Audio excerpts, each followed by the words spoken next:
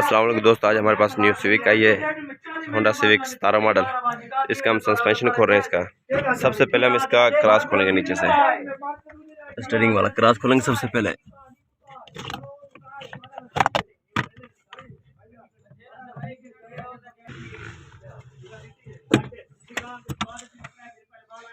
Cross खुल गया जी। दूसरे नंबर पे हम इसके नीचे जो शील्ड है ये खोलेंगे। ये वाली शील्ड है,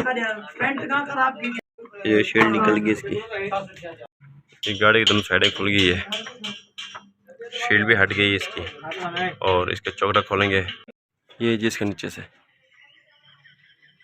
ये देखो, ये जी इलेक्ट्रिक वेयर है जो स्टीयरिंग पावर की है।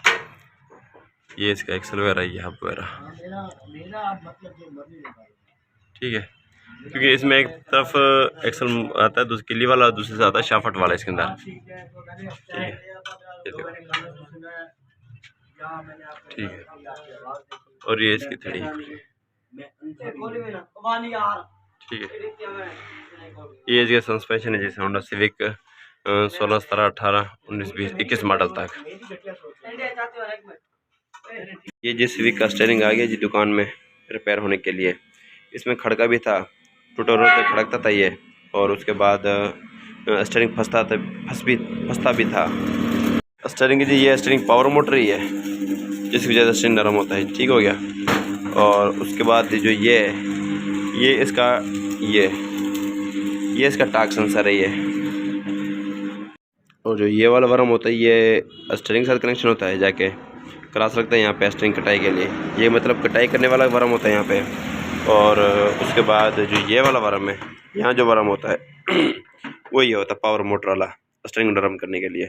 यहाँ मोटर लगती है, बाकी ये सिस्टम जो वर्म है ये स्टीयरिंग को नरम करता है। ये असम्बली खुल गई सारी, टायर निकाल भाई, कट गया पैर। ये इसका स्टीयरिंग का राड है, ये असम्बली खुल गई पूरी, ठीक है।